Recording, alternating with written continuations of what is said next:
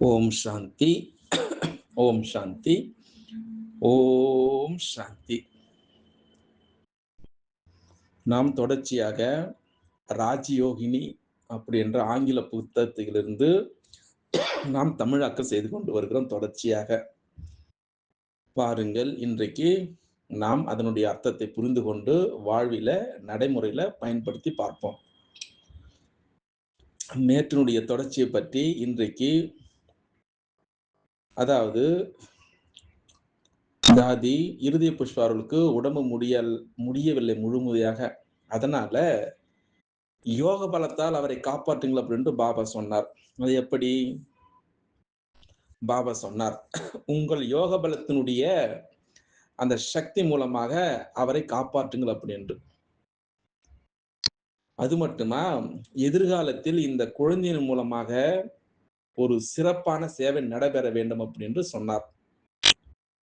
அவருக்கு சுய நினைவு திரும்பியதும் தண்ணீர் கொடுங்கள் அப்படின்று, ஒரு மணி நேரத்திற்கு பிறகு பால் கொடுங்கள் அப்படின்னு சொன்னார். அதன் பிறகு ஜூஸ் கொடுங்கள் அப்படின்று சொன்னார்.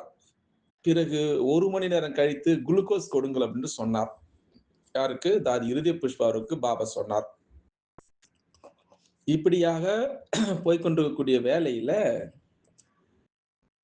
மம்மா அவர்கள் தாதி இருதய புஷ்பாவுடைய அருகில் இருந்து சேவை செய்து கொண்டு வந்தார். அங்கே பல சகோதரிகள், அதாவது மம்மா அவர்கள் நேரடியாக சேவை செய்வது தாதி இருதய புஷ்பா எவ்வளவு பாக்கியசாலி அப்படின்னு மகிழ்ந்தார்கள். அங்க இருக்கக்கூடிய குமார்கள், குமாரிகள் எல்லாரும் சரி. அப்பொழுது மம்மா சொன்னார், அதாவது பாபா அவர் சொல்லி ஊக்கம் உற்சாகம் கொடுத்ததால் தான் நான் இந்த சேவை செய்கிறேன். இதை பாபா மட்டுமே அறிந்திருக்கிறார் அப்படின்னு சொன்னார். அதனால நீங்கள் தாதி இருதய புஷ்பாவிடமே கேளுங்கள் அப்படின்னு சொன்னார். அதனால அவர் என்ன யோகம் தவ செய்திருக்கிறார், அவருடைய சுய முயற்சி என்ன அப்படின்னு கேட்டார். அதற்கு தாதி இருதய புஷ்பா அவர்கள் இப்படி சொன்னார் பதில். என்ன பதிலா இருக்கும்? என்னுடைய ஒரே ஒரு இலக்கு இந்த உடலை பாபாவிடம் முழுமையாக அர்ப்பணித்து விட வேண்டும் அப்படின்னு சொன்னார். அதற்காகவே நான் இவ்வளவு தபஸ்யா, இவ்வளவு யோகம், இவ்வளவு தவம் செய்திருக்கிறேன் அப்படின்னு சொன்னார். உங்களுக்கு ஒரு விஷயம் சொல்ல போகிறேன். அதாவது ஒரு சமயம் பாபா தாதி இருதய புஷ்பாவோட இப்படி சொன்னார், நீ என்னுடைய இதயத்தினுடைய மலர், அதாவது வைரத்தை பெட்டியில் பாதுகாப்பாக வைப்பது போல உன்னையும் என்னுடைய இதய பெட்டியில், என்னுடைய இதய சிம்மாசனத்தில் பாதுகாப்பாக வைத்திருக்கிறேன் என்று சொன்னார்.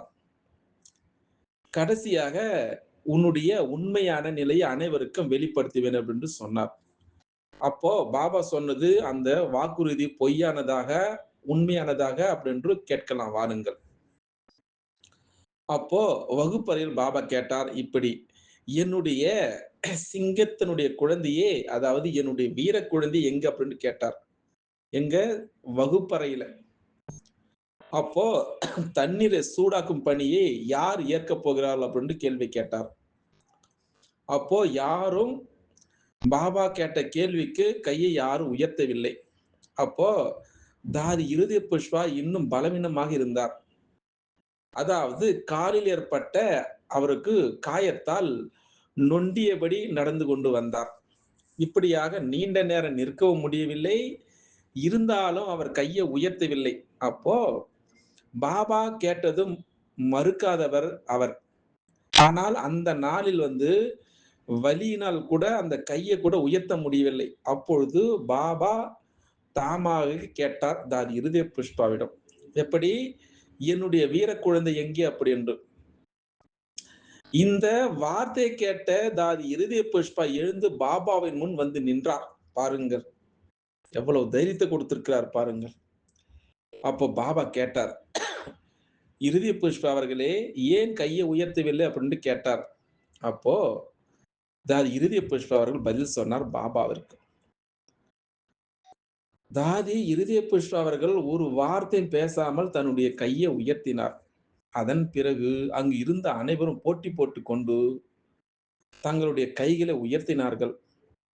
அப்பொழுது பாபா சொன்னார் வகுப்பறையில, இவர் மிகுந்த வேதனையில் இருந்தும் கையை உயர்த்தினார். ஆனால் நீங்கள் யாரும் கையை உயர்த்தவில்லை. அதனால இந்த சேவையை நான் வேறு யாருக்கு கொடுக்க மாட்டேன். பிறகு பாபா அவர்கள் தண்ணீருடைய அந்த அறையின் முன் ஒரு நாற்காலியை வைத்து தாதி இருதய புஷ்பாவை அதில் அமர செய்தார் அவர். எப்படி அற்புதமான ஒரு சேவை பாருங்க. நீ மட்டும் அமர்ந்து ஒரு வாளியில் தண்ணி நிரப்பி அதிலிருந்து சூடான தண்ணீரை எடுத்துக்கொடு அப்படின்னு சொன்னார். வேறு எதுவும் நீ செய்ய வேண்டாம். அதை செய்யவில்லை என்றால் அது அவர்களுடைய பொறுப்பு அப்படின்னு சொன்னார். பிறகு பாபா அங்கிருந்து சென்று விட்டார். பிறகு தாதி இருதய புஷ்பா அவரை பரிதாபமாக பார்த்து கொண்டிருந்தார். அதாவது அவருடைய அமைதியான வேண்டுகோள், அதாவது பாபாவை எட்டியது. பாபா திரும்பி வந்து சொன்னார், அப்படி நீ என்னை அழைக்கிறாய் என்பது எனக்கு தெரியும் அப்படின்னு சொல்லி தன்னுடைய கரத்தை, தன்னுடைய கையை அவரது தலையில் வைத்தார். அது பாபாவுடைய வரதான கரத்தினுடைய ஒரு தொடுதல் மேல் ஆகிவிட்டது அவருக்கு.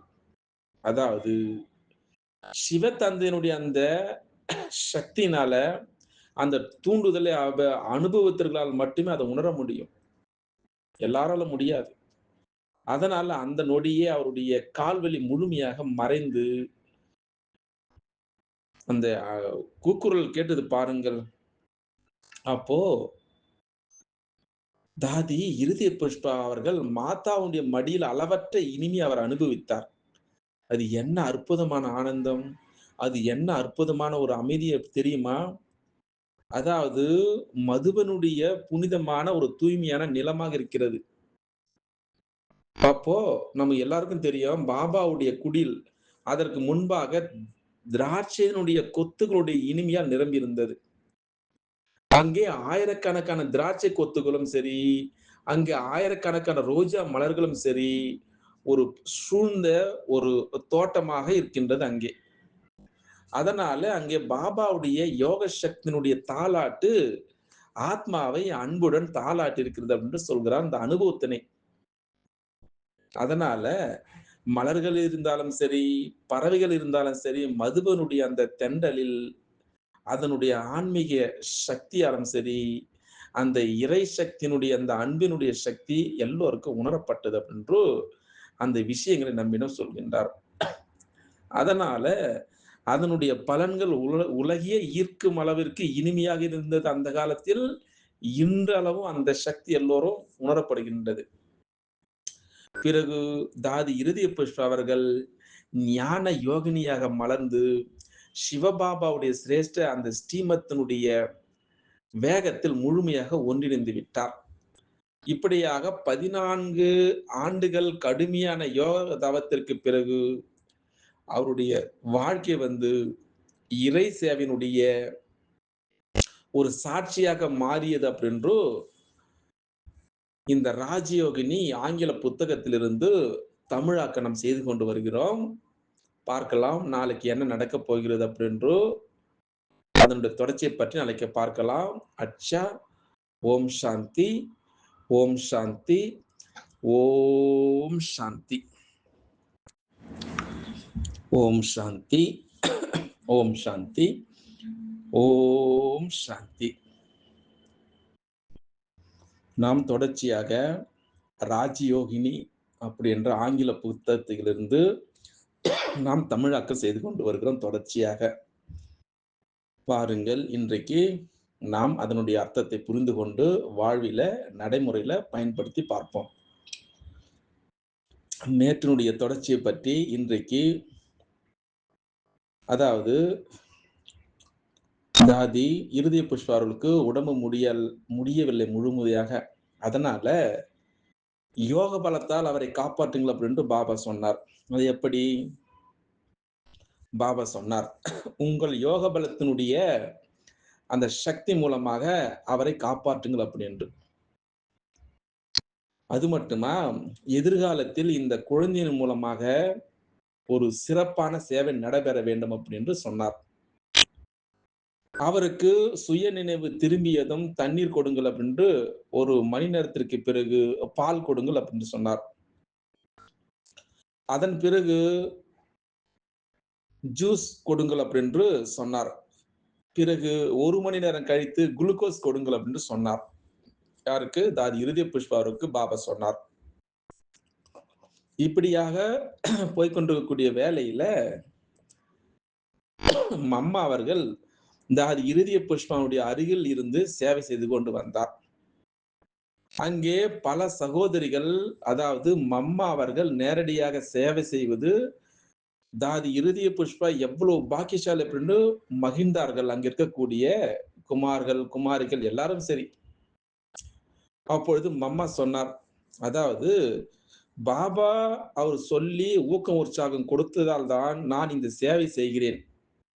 இதை பாபா மட்டுமே அறிந்திருக்கிறார் அப்படின்னு சொன்னார். அதனால நீங்கள் தாதி இருதய புஷ்பாவிடமே கேளுங்கள் அப்படின்னு சொன்னார். அதனால அவர் என்ன யோகம் தவம் செய்திருக்கிறார், அவருடைய சுய முயற்சி என்ன அப்படின்னு கேட்டார். அதற்கு தாதி இருதய புஷ்பா அவர்கள் இப்படி சொன்னார் பதில். என்ன பதிலா இருக்கும்? என்னுடைய ஒரே ஒரு இலக்கு இந்த உடலை பாபாவிடம் முழுமையாக அர்ப்பணித்து விட வேண்டும் அப்படின்னு சொன்னார். அதற்காகவே நான் இவ்வளவு தபஸ்யா, இவ்வளவு யோகம், இவ்வளவு தவம் செய்திருக்கிறேன் அப்படின்னு சொன்னார். உங்களுக்கு ஒரு விஷயம் சொல்ல போகிறேன். அதாவது ஒரு சமயம் பாபா தாதி இருதய புஷ்பாவோட இப்படி சொன்னார். நீ என்னுடைய இதயத்தினுடைய மலர், அதாவது வைரத்தை பெட்டியில் பாதுகாப்பாக வைப்பது போல உன்னையும் என்னுடைய இதய பெட்டியில், என்னுடைய இதய சிம்மாசனத்தில் பாதுகாப்பாக வைத்திருக்கிறேன் என்று சொன்னார். கடைசியாக உன்னுடைய உண்மையான நிலையை அனைவருக்கும் வெளிப்படுத்துவேன் என்று சொன்னார். அப்போ பாபா சொன்னது அந்த வாக்குறுதி பொய்யானதாக, உண்மையானதாக அப்படின்னு கேட்கலாம் வாருங்கள்.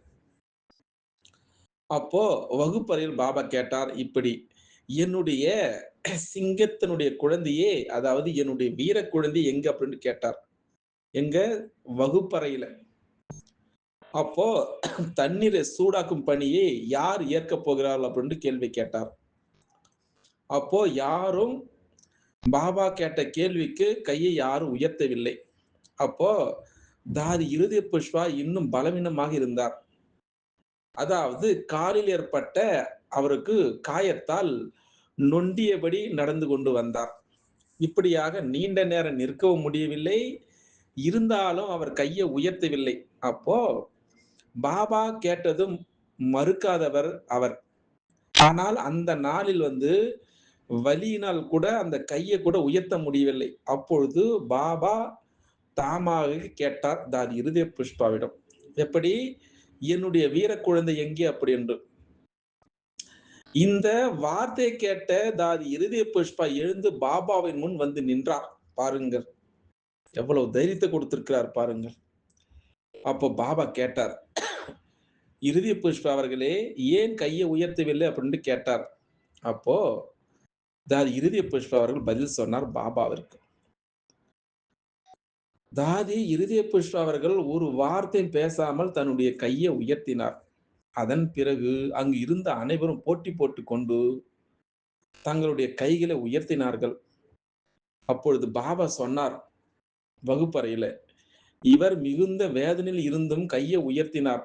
ஆனால் நீங்கள் யாரும் கையை உயர்த்தவில்லை. அதனால இந்த சேவையை நான் வேறு யாருக்கு கொடுக்க மாட்டேன்.